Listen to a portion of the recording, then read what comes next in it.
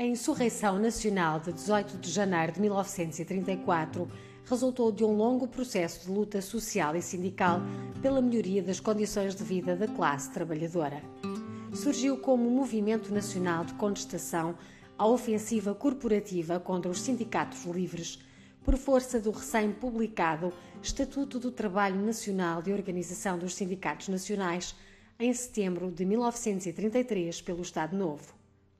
Chegamos aqui ao sindicato também, mas ao princípio ainda também não era aquele, antes do 25 de Abril, era mais para o lado dos patrões para nós, enfim. Eram os próprios patrões que nomeavam quem é que ia representar o sindicato, não éramos nós. Estávamos ali costas voltadas, não é? Foi a luta dos trabalhadores para terem um sindicato em que eles tivessem voz, tivessem presença, que os sindicatos eram nomeados por Estado. Eu lembro nessas reuniões que havia sempre grandes discussões e no outro dia havia prisões. E então levavam um ou dois a PIDE, ou até a Guarda Republicana, com a PIDE levavam-nos, não é? E isso é que foi a revolta. Porque queriam ter uma voz, porque os vidreiros, naquela altura, havia meses que não tinham trabalho. E quem tinha realmente mais atenção com eles eram as matas. As matas davam uma certa atenção a isso e davam trabalho nas matas. Sabem disso, plantar, essa coisa, o pinhal, limpar o pinhal, para lhe darem de fazer. Porque não havia nada que garantisse a vida aos trabalhadores de vidro. Este regime foi responsável por milhares de vítimas. Foram mortos em confrontos, prisões ou em situações de tortura, semeando um rasto de terror entre várias gerações de portugueses. O movimento saiu para a rua e desenrolou-se, embora desarticulado. Contudo, a falta de apoio militar e a fraca adesão e repercussão nacional condenou-o ao fracasso. Registaram-se greves gerais de caráter pacífico em Almada, Barreiro, Sines, Silves e manifestações operárias, mais ou menos violentas, na Marinha Grande, Seixal, Alfeite, Cacilhas e Setúbal. Foram sabotadas estruturas de transportes, comunicações e de energia entre Coimbra e o Algarve, com destaque para Leiria, Martingança e Póvoa de Santiria.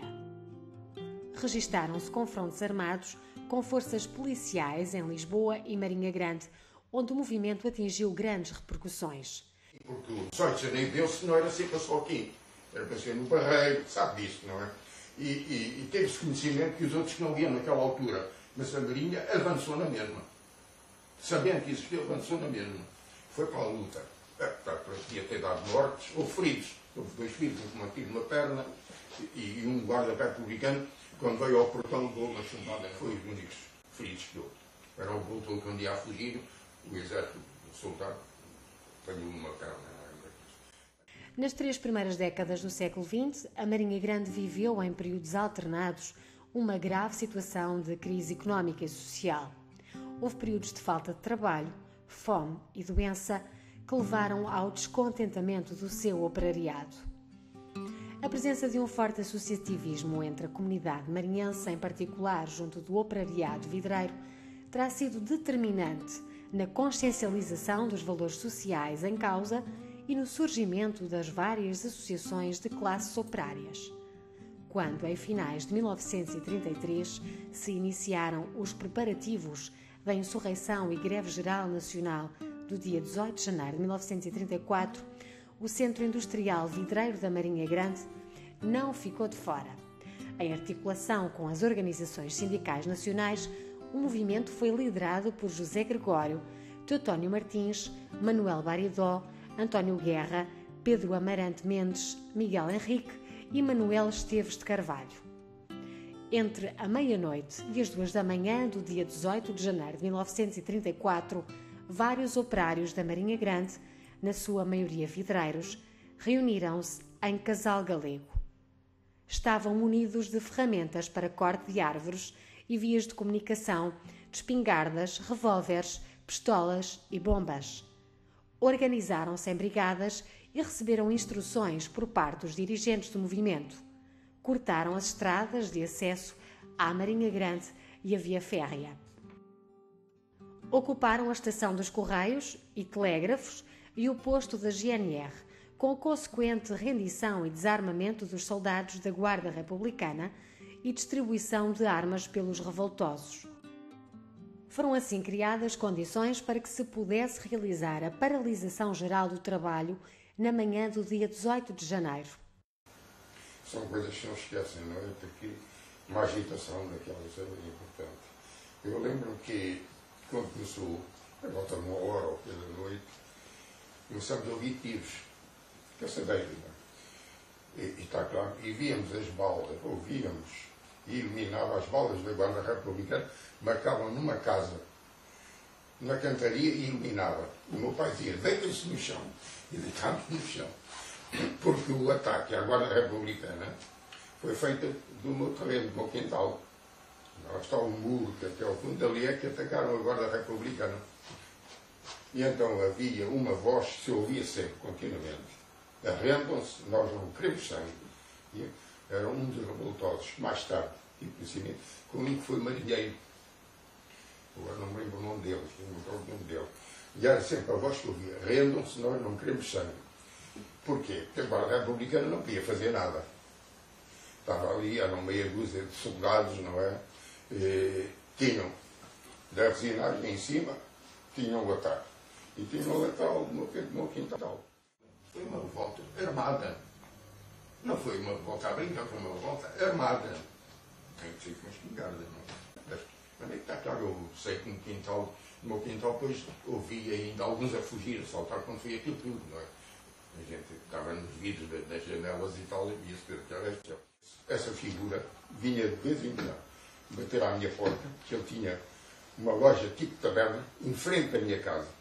Havia um muro que aquilo era diferente. Até um quadro do meu pai que tem essa pensão. E então havia ali um género de lá, tipo restaurante, um restaurante típico naquela altura, não é? O género de taberna. E ele vinha de vez em quando à minha porta, batia e tal. Tenham calma, está tudo a correr bem, não há problema. Ora, daí uma hora ou que vinha outra vez, ora, é porque ele andava lá, senão não andava ali naquele corredor, não. E nunca foi preso. Sei que ele era maçom, pertencia à maçonaria, andava com aqueles papilões muito grandes e tal, e esse era da maçonaria, era ao meu lado. Mais tarde, depois dos guardas republicanos se renderem, isso não vi, não é? Apareceram depois revoltosos à minha frente. A gente pela janela viu, foram beber um copo ou qualquer coisa à taberna, não é? Vinham depois pingardas da Guarda Republicana às costas e tal, e foram lá. Foi as coisas que as zonas que eu vi. Sei que eles não queriam fazer mal aos guardas republicanos. E tinham razão para isso. Foram alguns maltratados por eles, antes, quando eram presos, mas não. Foram entregá-los ao Dr. Calazans, à Fábrica Nacional. E lá, para os deterem lá. Calazans, está claro, deu-lhe a liberdade de estar ali, até que, mais tarde, eles sei que eles tinham tomado conta dos Correios, foi das primeiras coisas que tomaram conta, para não haver comunicações. Cortaram para a estrada de Leiria diversos árvores para que não houvesse o trânsito estar impedido, e era para, nos comboios, era para lançarem uma bomba. Essa bomba não foi lançada, porque quem foi encarregue por lá teve o receio de matar inocentes. Eu ouvir isso de alguns revoltosos que depois falaram, e ele não pôs a bomba lá. Se bem que a bomba não adiantava muito. E a guarda, bastava umas horas, veio o exército de Leiria. O exército, está claro, já com canhões e tudo. Aliás, está uma fotografia ao pé da câmara antiga, com os canhões e tudo. Porque não havia casos para canhões nem nada, né? Que as armas tinham eram caçadeiros. Havia uma pistola automática que o meu irmão achou no quintal, baixo de um spray que vendia. Fomos entregar depois lá à tropa, não? Era uma pistola automática, isso era. Mas o resto eram caixas, cestos de cartuchos vazios no quintal, que eram espalhados por todos os lados. Enchiam os seis, andavam a limpar aquilo tudo e tal. E tal, depois deu-se realmente o final. Porém, o movimento foi contido logo ao início da manhã. Os insurretos foram surpreendidos com a chegada à Marinha Grande das forças policiais vindas de Leiria. Seguiram-se o Regimento de Artilharia Ligeira 4 e do Regimento de Infantaria 7. Os revoltosos ainda resistiram, mas cerca das 8 ou 9 da manhã, as autoridades tomaram a cidade, onde declararam o estado de sítio. Mandaram encerrar as fábricas, iniciando as buscas e detenções daqueles que participaram no movimento, gorando o objetivo da paralisação geral do trabalho. Entram pela casa dentro, um barulho tremendo e fardas. Eu só me lembro que eram fardas, não era? Eu lembro-me de estar encostado a um canto da casa. A casa era modesta. Começam a remexer aquilo, mas era um barulho, mas ouviam-se vozes por todo lado. Não sei se era eles a olharem com os mais velhos que estavam, creio que a mim não tenho ideia de me dizerem nada, nem sei dizer o que é eles não querem saber. Tudo remexido, as portas, debaixo das camas, tudo quanto lá havia, e foi tudo, meteu tudo em estado assim. Esteve dias sem ser bem arrumada. O número de detidos terá ascendido a 131 pessoas. 45 revoltosos foram processados e condenados ao desterro pelo Tribunal Militar Especial, com penas entre 3 e 14 anos de prisão e ao pagamento de pesadas multas. Nesta conjuntura, iniciou-se um longo processo de luta contra o Estado Novo, contra a ditadura, a censura e o Estado corporativo. Reclamou-se o direito elementar à liberdade, do qual resultaram milhares de presos políticos, considerados de especial perigosidade. Alguns foram deportados para a ilha de Santiago, no arquipélago de Cabo Verde, nomeadamente para a colónia penal do Tarrafal, conhecida como o Campo da Morte Lenta. Aí era praticado um regime prisional inspirado no modelo nazi, assente na arbitrariedade, na violência organizada e nos trabalhos forçados. Os revolucionários do 18 de janeiro foram derrotados num combate em que a heroicidade não bastava para vencer a enorme desigualdade de forças.